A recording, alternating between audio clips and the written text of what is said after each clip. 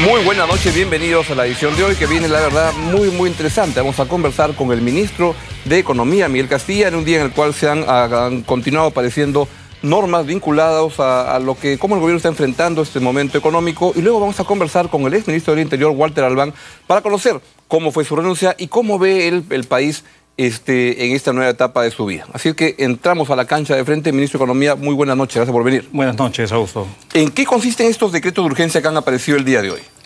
Es un decreto de urgencia que complementa el proyecto de ley que se aprobó la semana pasada por la Comisión Permanente del Congreso. De hecho, hace un mes o 3 o 4 semanas estuve acá, justamente en el programa. Correcto. Explicando las medidas que fueron aprobadas por el Ejecutivo. Y hemos sacado el día de hoy, publicado un decreto de urgencia con medidas que están dirigidas a estimular la demanda. Los datos, Augusto, de este trimestre que acaba de culminar, el segundo trimestre, son datos, digamos, que no son los... Estamos en un periodo de menor crecimiento económico. Digamos que es el peor trimestre en los últimos 5 años. Yo diría que es el crecimiento que va a anteceder uno de mayor aceleración. Creo que ojalá el piso. Y esto se debe básicamente a un factor, digamos, que no estaba previsto, que es este colapso que ha habido en las exportaciones. Hemos visto en los datos de SUNAT una contracción de 30% de las exportaciones no tradicionales, de las tradicionales. Es decir, las exportaciones tradicionales han caído en 30% en este trimestre con respecto al mismo trimestre del año anterior. En los últimos 2 meses ha habido un colapso de las exportaciones, tradicionales, y la minería, con el dato que ya el INEI ha soltado al mes de mayo, cae 6%. Esto obviamente está explicado por el hecho de que proyectos importantes como Toromocho se haya postergado en el tiempo.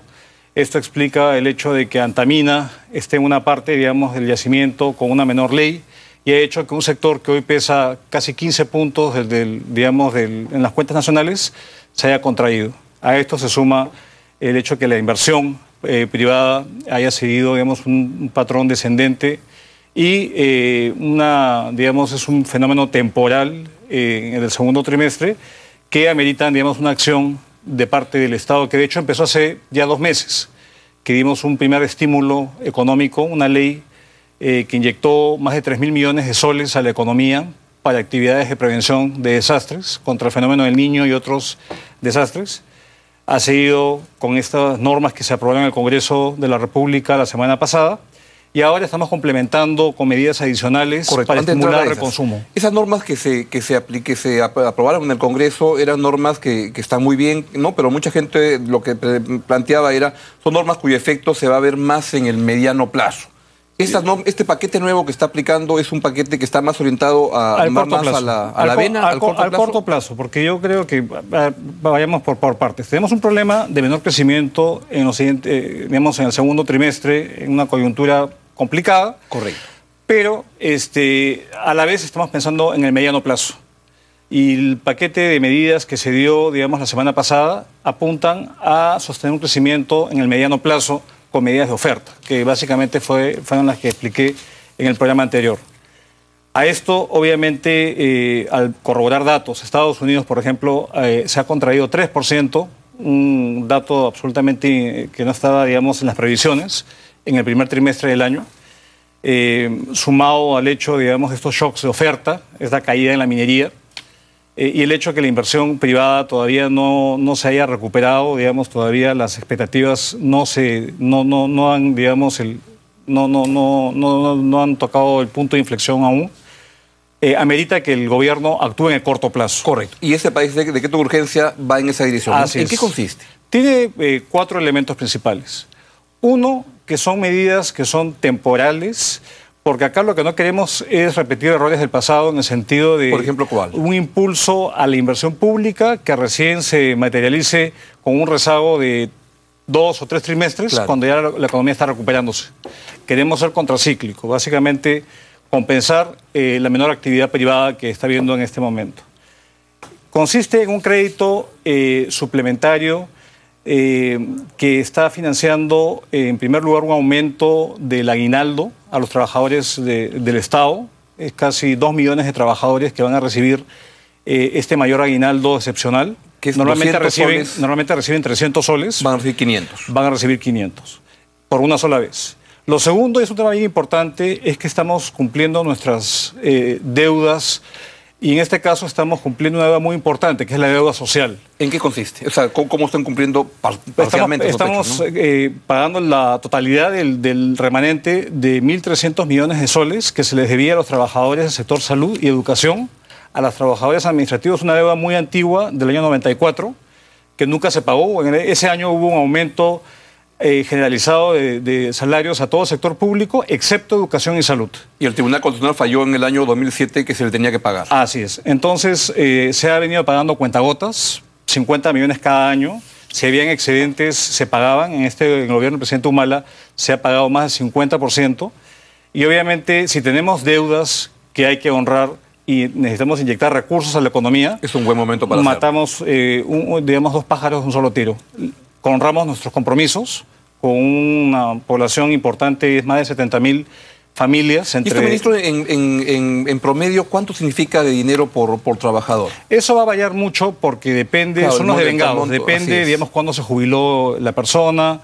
En total son 1.300 millones de soles. Pero el que más recibe y el que menos recibe, más o menos, ¿cuánto es? Varía muchísimo porque depende, digamos, de la antigüedad en la cual, digamos, estuvo. Si una persona en el año 94 recién empezaba, sigue activo, pero si uno se jubiló, digamos, al año siguiente, digamos, va a ir variando. No tenemos un monto predeterminado, pero llega a un universo amplio de personas. Más de 70.000 trabajadores entre activos y jubilados. Esa es la segunda medida. Correcto. La Estaba tercera, sacando el promedio, si en promedio cuánto le sale por trabajador. Yo creo que hacer un promedio simple, digamos, no va a dar, digamos, el monto, porque varía según, digamos, el puesto puntual que había, porque acordémonos que un trabajador administrativo tiene distintas escalas. Correcto. Entonces va a depender, digamos, en qué escala estaba. La tercera medida, Augusto, tiene que ver con esta liberación temporal de la CTS. Correcto. Que de hecho la ministra Jara estuvo acá hace unos días y lo comentó. Ella para que no hayan, ella no quería decirlo, pero yo había conversado con un trabajador de su ministerio que me había dateado, entonces ¿sí? le dijo, oye, usted ya que ha estado en el Consejo de Ministros, bueno, ¿me puede...? Después me das el dato a quién te dateó. Le juro que no se lo voy a decir. Bueno, en todo caso, el tema principal radica en que hay estudios que muestran ¿qué es el CTS?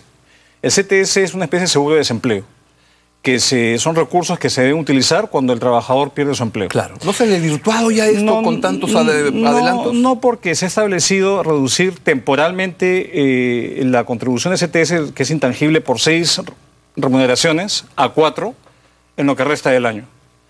Uno tiene que asegurar que haya 4 remuneraciones, digamos, en la cuenta que hay más de 3 millones de cuentas de CTS en el país. Por un volumen de más de 16.000 millones de soles acumulados en estas cuentas. Entonces, el excedente que hay sobre esos 4 sueldos intangibles es de libre disponibilidad. Esto, más o menos, ¿qué cálculo sacamos de esto que esto puede inyectar? Calculamos que puede inyectar 3.000 millones de soles de gasto de los trabajadores formales. Obviamente, aquellos que tienen una antigüedad de más de 4 años, digamos, habiendo acumulado ese mínimo que se mantiene intangible.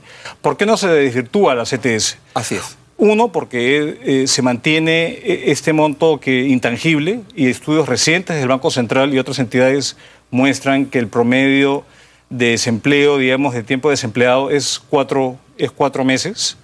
Y lo otro es que es temporal. En promedio uno se demora cuando lo votan en conseguir trabajo 4 meses. Y lo segundo es que es temporal. Retorna a 6 meses en diciembre. Son medidas temporales, excepcionales, que tratan de darle, digamos, un impulso al consumo, tanto público como privado. Y la cuarta medida tiene que ver con poder agilizar un conjunto de gastos públicos, básicamente en el rubro de mantenimiento. Correcto. Hemos visto que hay problemas en algunos casos de ejecutar proyectos de inversión pública en algunos sectores, pero un gasto que es mucho más rápido es el gasto de mantenimiento.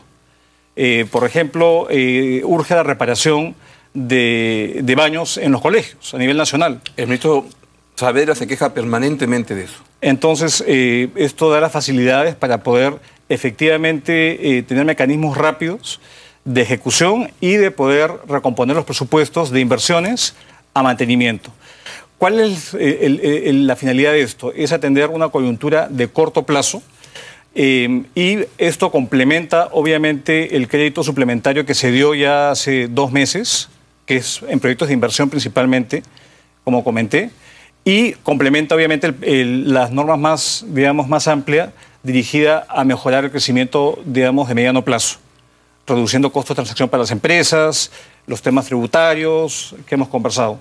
Y se vienen otras medidas adicionales. ¿Se vienen más? Sí, la idea es un continuo, digamos, de estar monitoreando nuestra economía. Estamos confiados de que se va a acelerar en el segundo semestre. Es un consenso de los analistas, pero creemos que es importante que la política fiscal funcione. Y funcione, digamos, sin rezagos y a tiempo. Y de manera contracíclica. De manera contracíclica. Y a su vez, dado que el mundo está cambiando, digamos, es importante sentar las bases de un crecimiento, digamos, mayor, reduciendo las barreras, simplificando los trámites, que fue el proyecto de ley que fue aprobado recientemente. Esto constituye hasta ahora lo que le llaman el paquete, que claro, lo que pasa es que la gente tiene un recuerdo del paquete, eran los de Silva Ruetes, eran paquetazos, otra cosa, estos son conjunto de medidas. Estas son medidas, en algunos casos son reformas. Por ejemplo, hoy día se publicó la nueva ley de compras del Estado, donde también se agilizan las compras públicas, un régimen mucho más moderno. Y hemos venido dando normas de distinto índole, cubriendo muchos sectores, como ha sido mencionado, y esto es un proceso continuo de reformas y cambios que el Ejecutivo va a llevar adelante. Acá creo que lo importante es que la población sienta de que el gobierno está atento, digamos, a poder mitigar los efectos, digamos, de un menor crecimiento, una coyuntura compleja, pero que se está viendo luz al final del túnel a partir del segundo semestre, donde hay un punto de inflexión, y el 2015-2016 mucho mayor crecimiento, tal cual lo ha ratificado la agencia Moody's, que nos dio, digamos, una mejora, digamos, en la calificación crediticia en 2 escalones, básicamente apostando a la capacidad de recuperación del país en base a las reformas que se han implementado y la fortaleza fiscal que hemos logrado, digamos, tener a través de los años. Ministro, ya pintó cuál es el escenario, lo que ha planteado. Una breve pausa y para preguntarle cuánto esto puede cambiar el panorama de crecimiento del siguiente semestre y el próximo año. Pausa y luego venimos con Walter Albarrán.